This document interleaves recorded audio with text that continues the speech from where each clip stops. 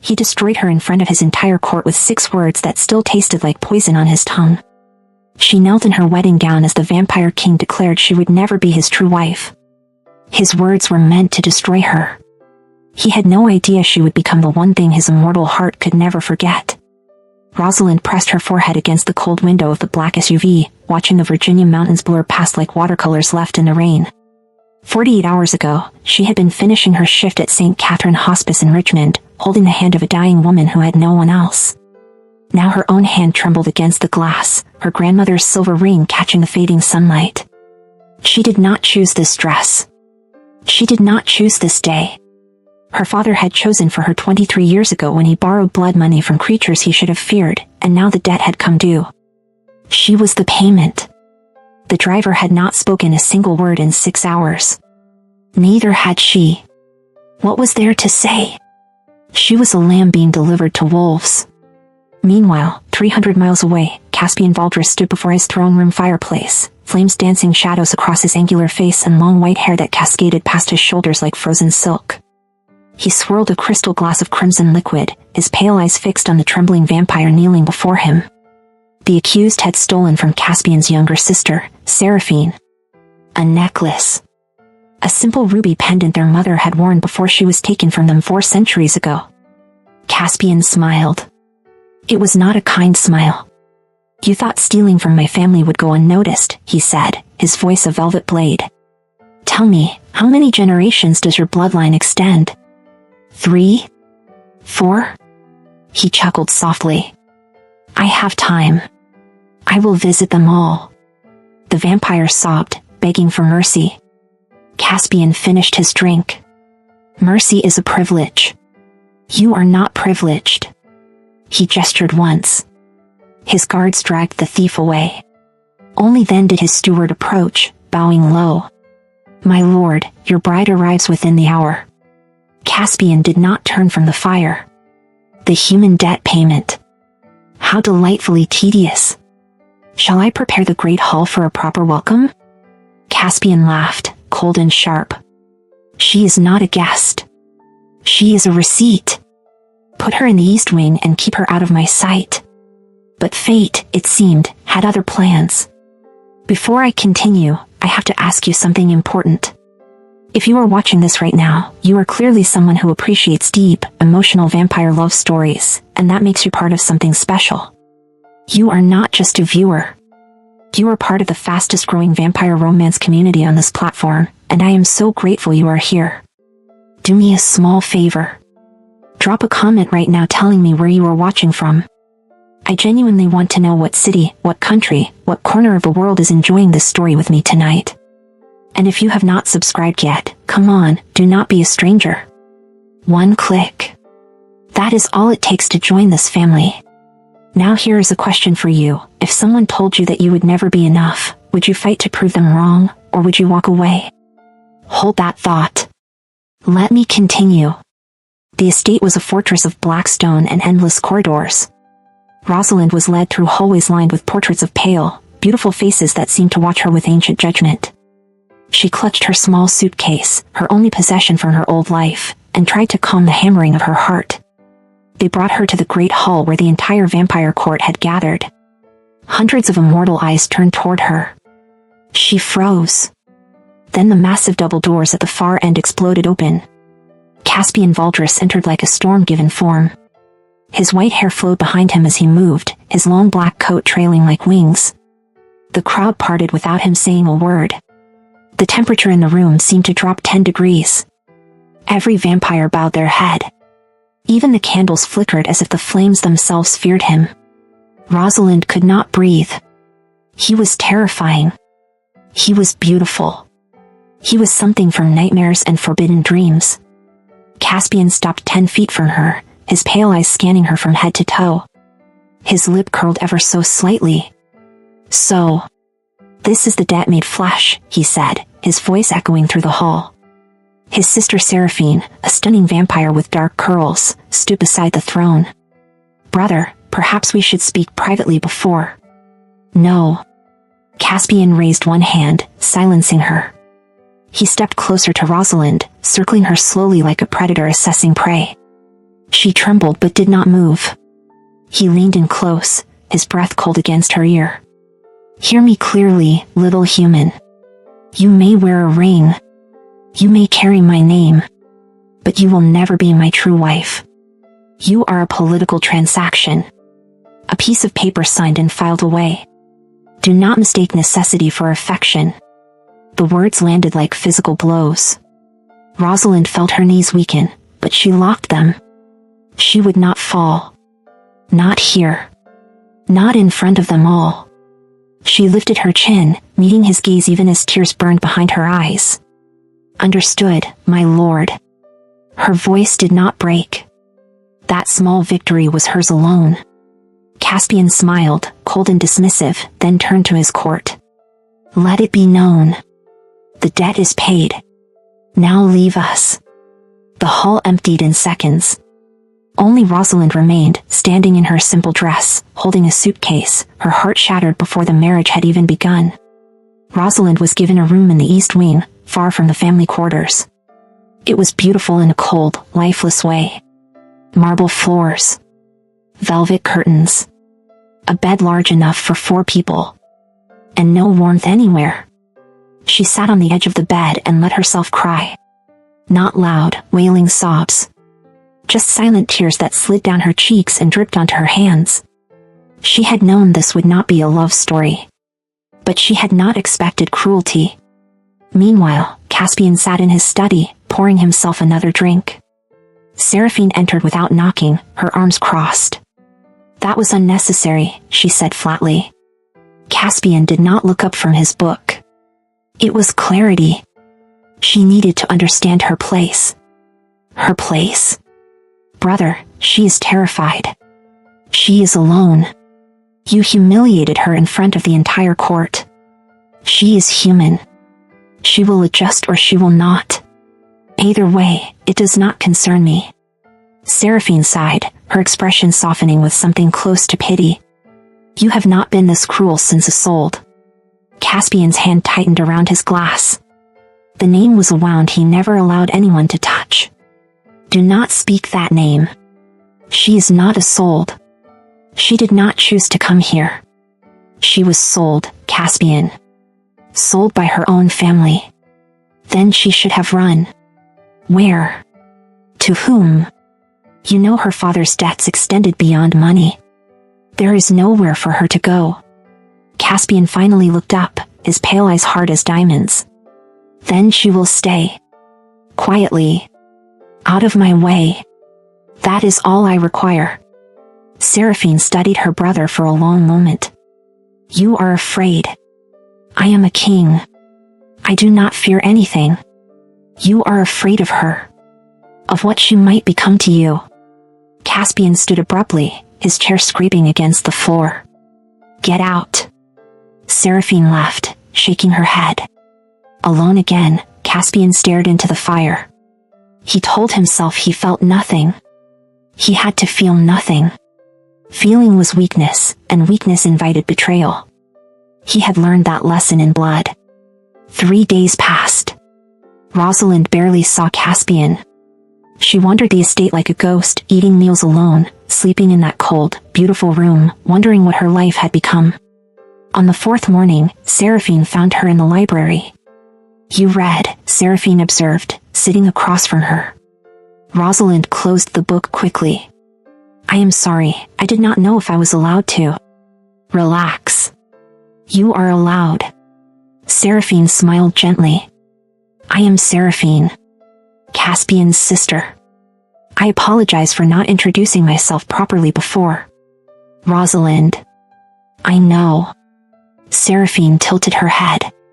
You were a hospice nurse. Rosalind blinked in surprise. How did you? I make it my business to know who enters this family. You spent 4 years caring for the dying. That takes a rare kind of strength. Rosalind looked down at her hands. It takes compassion. Not strength. They are the same thing. Before Rosalind could respond, alarms erupted throughout the estate. Loud, piercing, relentless. Seraphine stood instantly, her entire demeanor shifting. Stay here. Do not leave this room. What is happening? Intruders. Seraphine vanished in a blur of speed. Rosalind sat frozen for 10 seconds. Then she heard a child screaming. Her body moved before her mind caught up. She ran toward the sound, her nursing instincts overriding her fear. She found herself in the family wing, following the cries until she reached a nursery. A vampire child, no more than 6 years old in appearance, sat crying beside a shattered window. Blood dripped from a gash on her arm. Rosalind knelt beside her. "Hey, sweetheart, it is okay. Let me see." The child looked at her with wide, terrified eyes. "Who are you?" "I am Rosalind. I am going to help you, all right?" She tore a strip from her sleeve and wrapped the wound, applying pressure. The child whimpered but did not pull away. "What is your name?" "Celeste, no, I mean, Dahlia." Rosalind smiled softly. "Hi, Dahlia. You are very brave." The door burst open. Caspian stood in the doorway, covered in blood that was not his own, his eyes wild and lethal. Then he saw Rosalind kneeling beside Dahlia, and everything stopped. Caspian crossed the room in 2 strides, dropping to his knees beside Dahlia. His hands, still stained with the blood of whoever had dared attack his home, gently cupped the child's face. "Are you hurt anywhere else, little one?" Dahlia shook her head, tears streaming. "I was scared, Uncle Caspian. The window broke and..." "Shoo. You are safe now." He kissed her forehead, then his eyes shifted to Rosalind. The fury drained from his expression, replaced by something unreadable. "You helped her." It was not a question. "She was bleeding," Rosalind said simply, still applying pressure to the makeshift bandage. "I heard her crying. I told you to stay in the East Wing. I am a nurse. When I hear a child in pain, I do not stay anywhere." Something flickered in Caspian's eyes. Surprise, perhaps. Or recognition. Seraphine appeared in the doorway, breathless. "The intruders are dead. They were mercenaries, hired by the Corvain family. They were after Dahlia." Caspian's expression turned to stone. "Retaliation. For what you did to their nephew last month, yes." He stood slowly, his jaw clenched so tightly Rosalind could see the muscle twitch. "They sent humans with wolfsbane grenades into my home. They targeted a child. Brother. I want the entire Corvain line found. Every single one." "Caspian, that is 3 generations." "Did I stutter, Seraphine?" The temperature dropped. Seraphine bowed her head. "It will be done." Rosalind watched this exchange, her heart pounding. This was the man the vampire world feared. Ruthless. Unforgiving. A king who did not make idle threats. But then Dahlia reached for him, and he softened instantly, lifting her into his arms. "Uncle Caspian, the nice lady helped me. She made it stop hurting." Caspian looked at Rosalind over Dahlia's head. "Thank you." 2 words. Quiet. Sincere. Rosalind nodded, not trusting her voice. Later that night, after Dahlia had been treated by the estate physician and put to bed, Rosalind returned to her room. She was exhausted, her hands still shaking from adrenaline. A knock came at her door. She opened it to find Caspian standing in the hallway, no longer covered in blood. He had changed into a simple black shirt, his white hair pulled back. He looked almost human. Almost. "May I come in?" Rosalind stepped aside, too shocked to refuse. He entered slowly, his eyes scanning the room as if seeing it for the first time. "This room is terrible." "It is fine. It is cold. Impersonal. You have been here 4 days and have not even unpacked." Rosalind crossed her arms. "I was not sure I was staying." Caspian turned to face her. "Dahlia is my niece. My youngest brother's only child. He and his wife were killed by hunters 7 years ago. She is all I have left of him." Rosalind's breath caught. "I am so sorry. When Seraphine told me there were intruders near the family wing, I thought," he stopped, his composure cracking for just a moment. I thought I would find her dead. But you did not. No. I found you. He stepped closer. You could have hidden. You could have run. Instead, you ran toward danger to help a vampire child you did not even know. She was hurt. Nothing else mattered. Caspian studied her face as if seeing her clearly for the first time. 800 years ago, I loved someone. Her name was Isolde. She was beautiful, clever, and I trusted her completely. His voice went cold.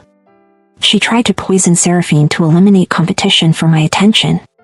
She nearly succeeded. Rosalind covered her mouth. Oh my God. I have not allowed anyone close since. Not to me. Not to my family. Trust is a luxury I cannot afford. He paused. Until tonight, I believed all outsiders were threats.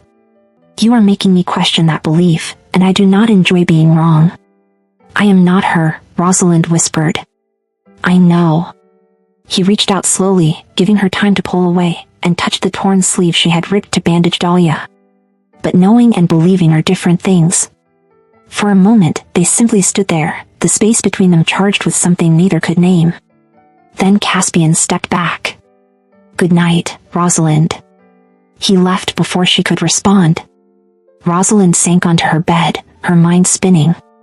She had seen past the cruelty tonight. Past the cold king. She had seen a man who loved his family so fiercely that losing them was his greatest fear. And she realized with startling clarity that she wanted to see more. The next morning, Rosalind woke to find her belongings had been moved.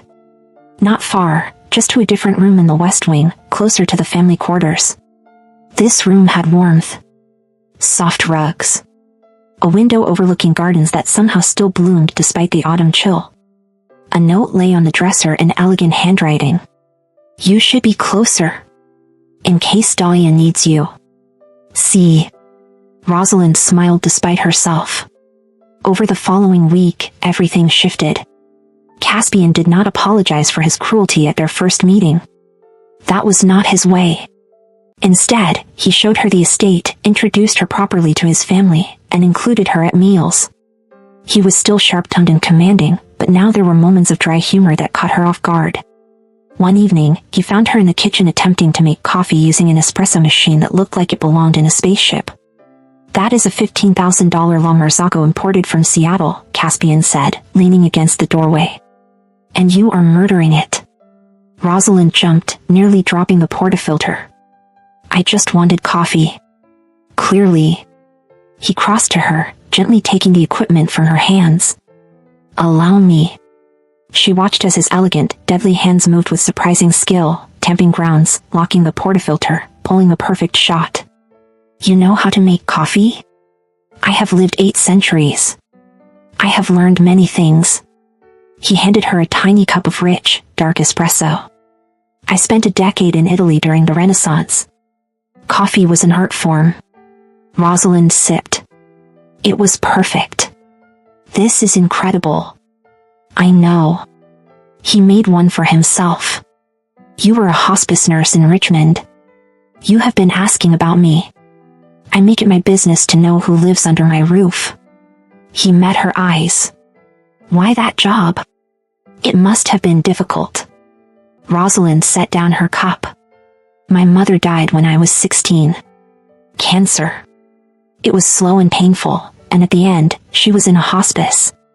The nurses there were so kind to her. To me. They made her final days bearable.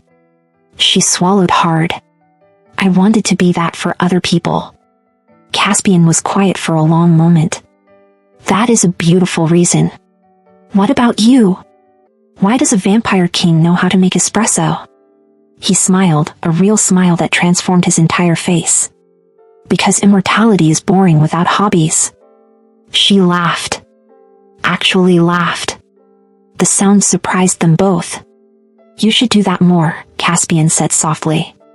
What? Laugh. It suits you. Before she could respond, Dahlia ran into the kitchen, her face bright. Rosalind. Will you read to me before bed? Of course, sweetheart. Dahlia grabbed her hand, then paused and grabbed Caspian's too. "Uncle Caspian, you come too." He raised an eyebrow. "I do not do bedtime stories."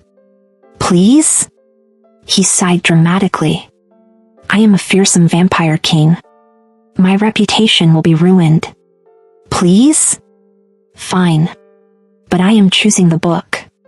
They ended up in Dahlia's room, Rosalind and Caspian sitting on either side of the small girl. Caspian read from a leather-bound collection of fairy tales, his deep voice turning the words into magic. Dahlia fell asleep halfway through, her head on Rosalind's shoulder. Caspian closed the book quietly. "She trusts you completely. She is easy to love. So are you." The words hung in the air. Rosalind looked up, her heart hammering. Caspian was watching her with an expression that made her feel seen in a way she had never experienced before. "Caspian, I was wrong," he said quietly. "What I said to you that first night. You are not a transaction. You are," he stopped, struggling. "You are something I did not know I needed." Rosalind felt tears prick her eyes. "I think I am falling for you." "I know. I am falling too. It terrifies me." He reached across Dahlia's sleeping form and took Rosalind's hand. For the first time since arriving, Rosalind felt like she was home. "Here is something I want to ask you. Have you ever started to trust someone just when you were finally letting your guard down?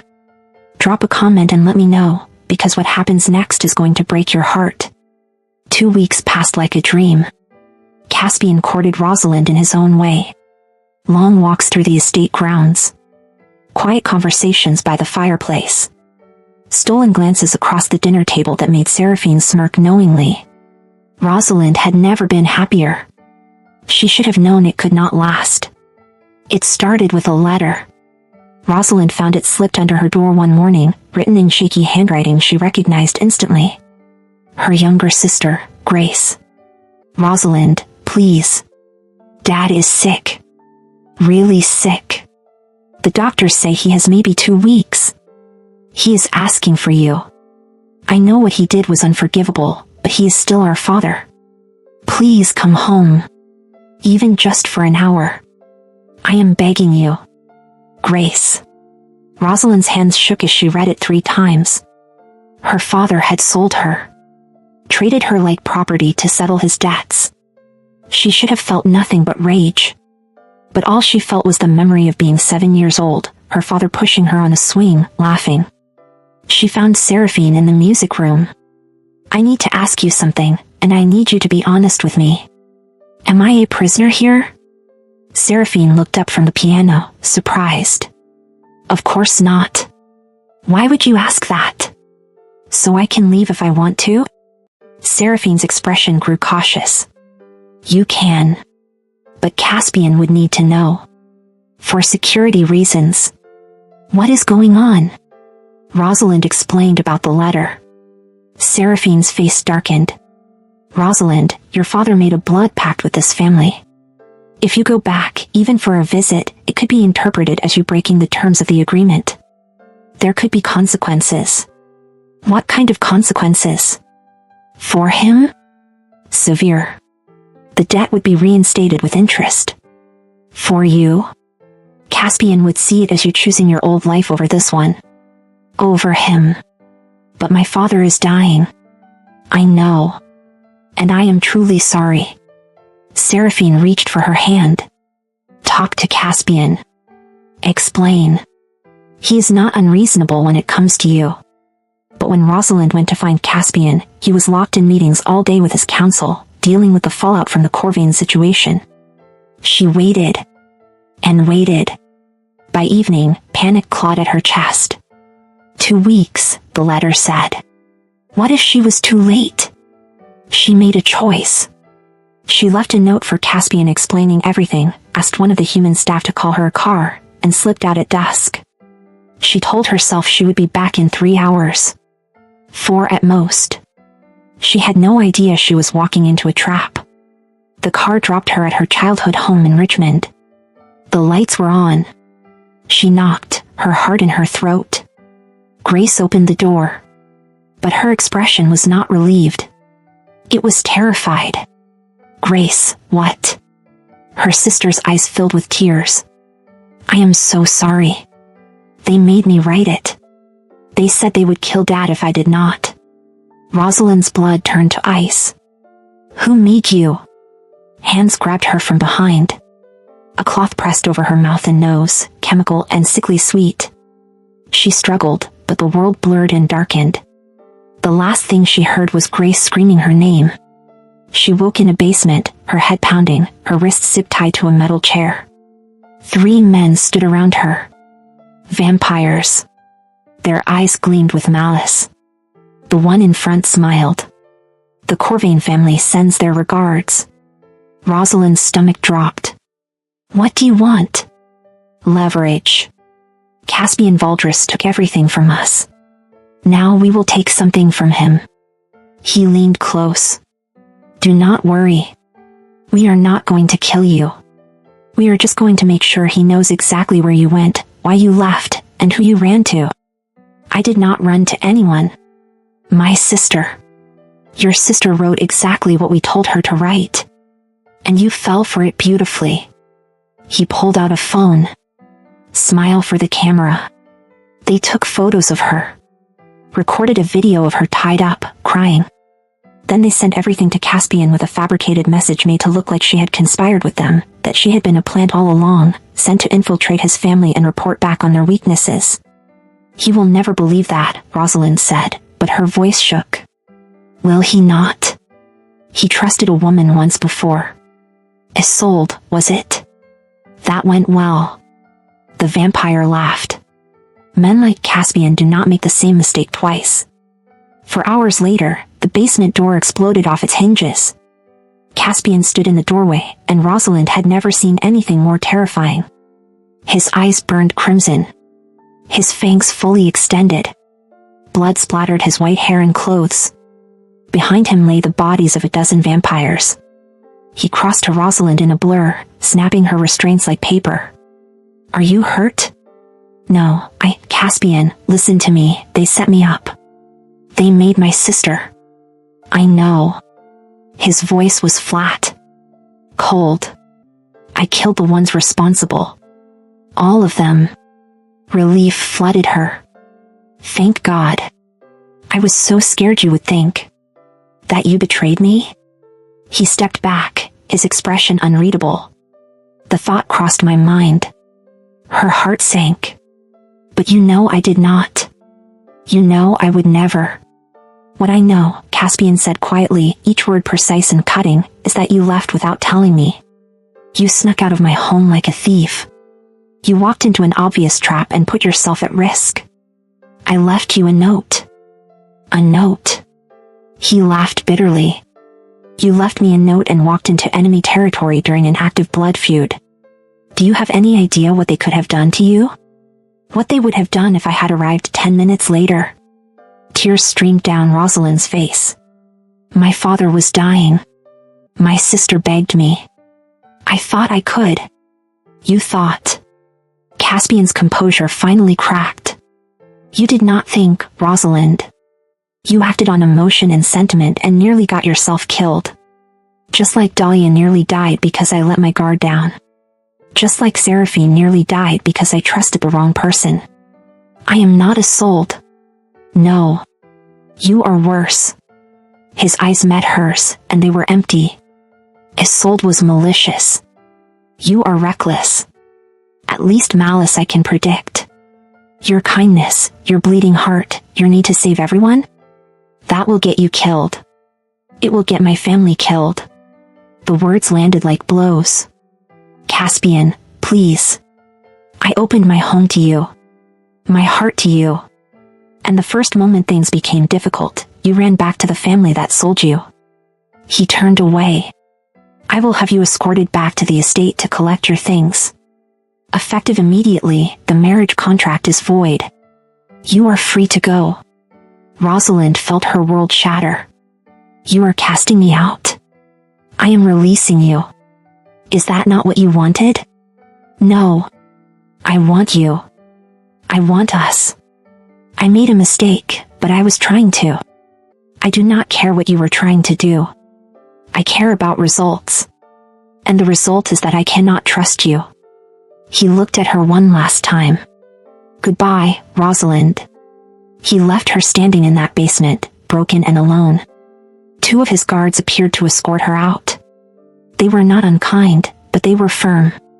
She was driven back to the estate, allowed to pack her single suitcase, and driven to a hotel in Richmond that had been paid for a month in advance. Seraphine tried to see her before she left, but Caspian forbade it. Dahlia cried and asked where Rosalind was going, but no one had an answer that would not break the child's heart further. And Caspian locked himself in his study with a bottle of whiskey and the memory of Rosalind's face as he destroyed her. He told himself he had done the right thing. He told himself it was necessary. He told himself he felt nothing. He was lying. 3 weeks passed. Rosalind existed in a fog. She returned to her small apartment, the one she had left behind when her father's debts came due. She tried to go back to work at the hospice, but her hands shook too badly. Her supervisor gently suggested she take more time. Grace visited, sobbing apologies. Rosalind forgave her. It was not Grace's fault. Their father was indeed dying. Rosalind sat with him in his final days.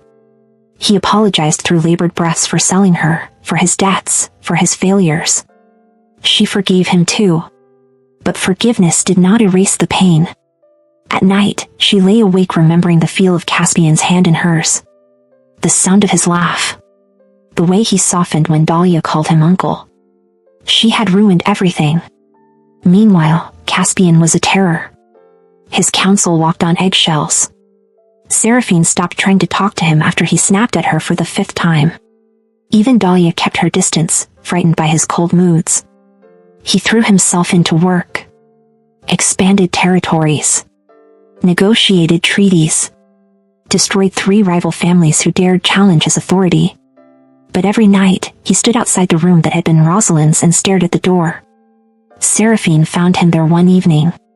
This is pathetic. Leave me alone. No. You are being a coward. Caspian whirled on her.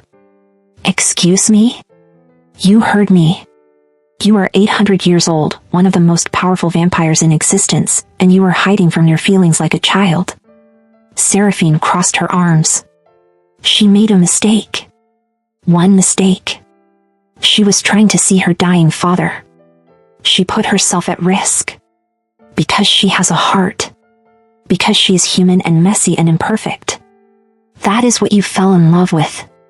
I am not in love with her. Brother, you have been miserable every single day since she left. You wake up angry. You go to bed angry. Dahlia asked me yesterday if you stopped loving us because you seem so far away. Seraphine's voice softened. Rosalind was good for you. She made you smile. She made you human. I am not human. No. But you are not a monster either. Stop acting like one. She left him standing there. That night, Caspian made a choice. He would go to Rosalind. He would apologize. He would bring her home. He arrived at her apartment at midnight, rehearsing words he had never said to anyone. He knocked. She opened the door in pajamas, her eyes red from crying. When she saw him, she froze. Caspian. I was wrong. The words came out rough, unpracticed. I was cruel and unfair, and I... Stop. She held up a hand. You cannot do this. He blinked, thrown. I am trying to apologize. I know. And 3 weeks ago, I would have fallen into your arms and forgiven you instantly. Her voice shook but held firm. But I have had 3 weeks to think. To process. To realize something important. What? You do not trust me. Tears spilled down her cheeks. You said you were falling for me. You let me into your home, your family, your life. But the first moment things went wrong, you threw me away. You did not ask for my side. You did not give me a chance to explain. You just decided I was guilty and cast me out. I was protecting my family. No. You were protecting yourself. She wiped her eyes. I understand why. Isolde hurt you. Hurt Seraphine. But I am not her, and I cannot spend my life proving that to you over and over again. I cannot live waiting for the next mistake that will make you stop loving me. Caspian felt panic rising. Rosalind, please. I love you. The words were a confession and a goodbye. I love you so much it hurts. But I cannot be with someone who will never fully trust me. You will always have one foot out the door, ready to run the moment I am not perfect. I do not need you to be perfect. Yes, you do. You need me to be incapable of hurting you. And I cannot be that. I am human. I will make mistakes. Caspian stood there, his immortal composure crumbling. What do you want from me? I want you to go home and decide if you can actually love me. All of me. Including my flaws, my recklessness, my bleeding heart. She stepped back. If you can, come back. But if you cannot, please do not come here again. I cannot survive you breaking my heart twice. She closed the door.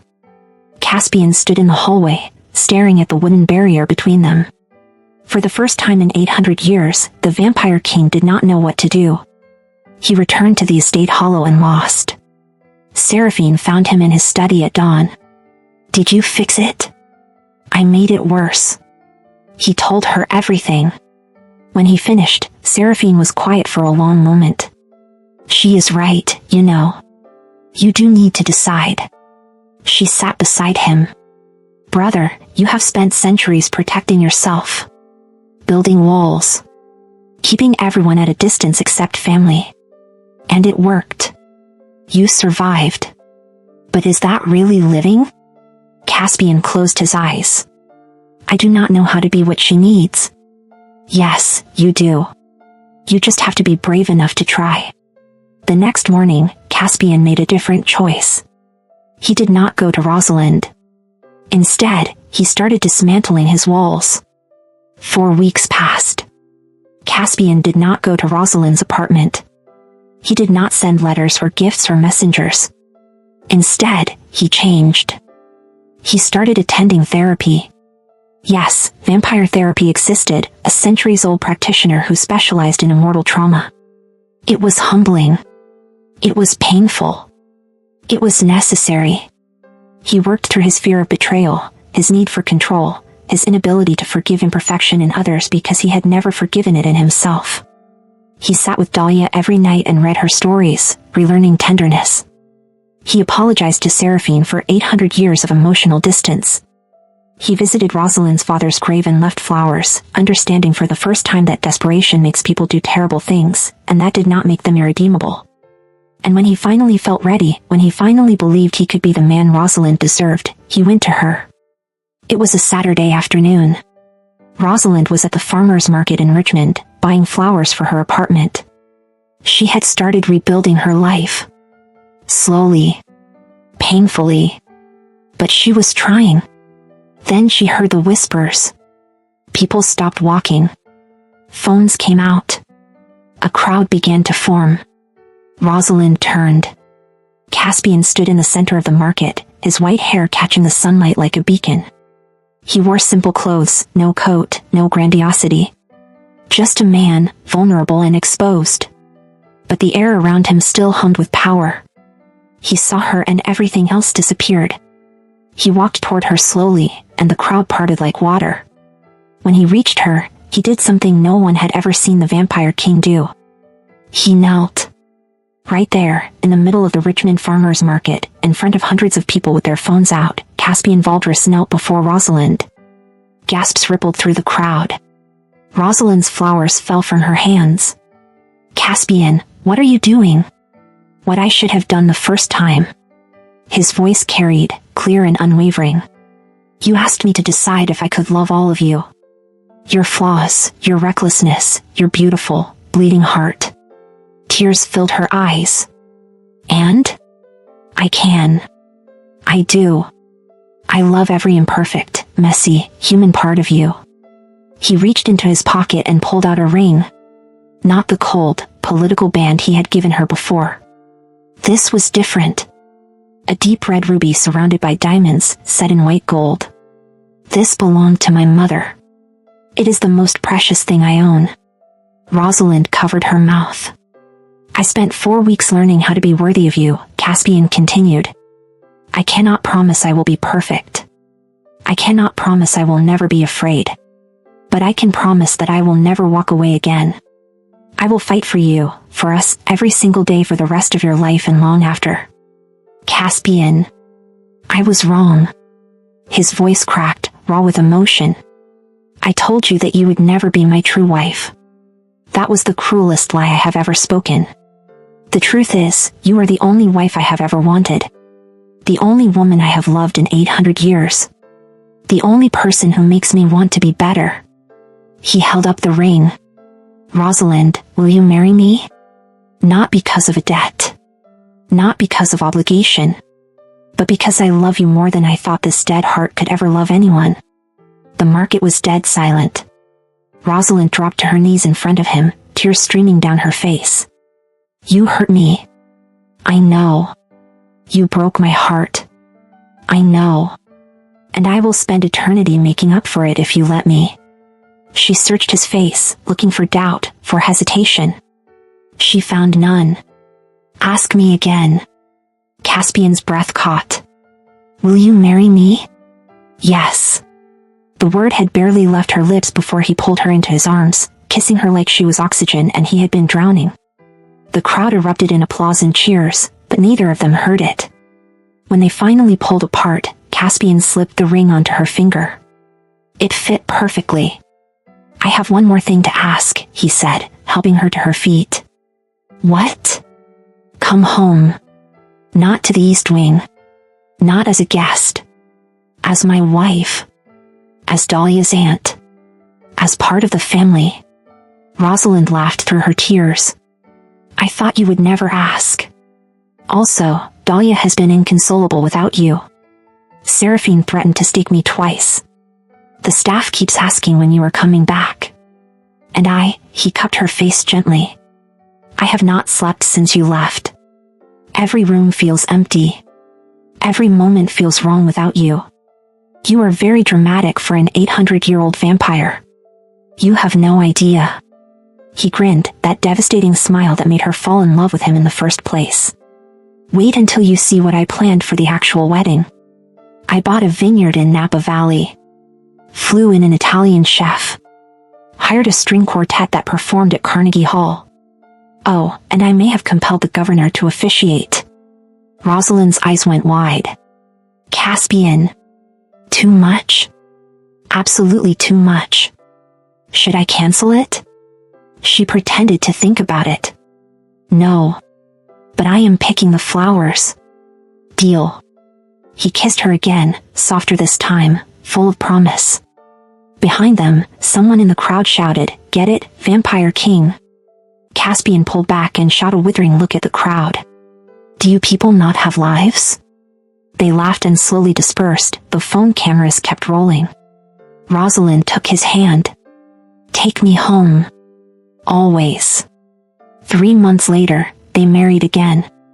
This time, there was no political maneuvering. No debt. No cruelty. Just love. Dahlia was the flower girl and took her job so seriously she made Caspian cry. Seraphine gave a toast that roasted her brother mercilessly and made everyone laugh. And when Caspian and Rosalind stood before their family and friends, he did not declare her unworthy. Instead, he said, You are my true wife. My only wife. My forever. Rosalind whispered back, And you are my home.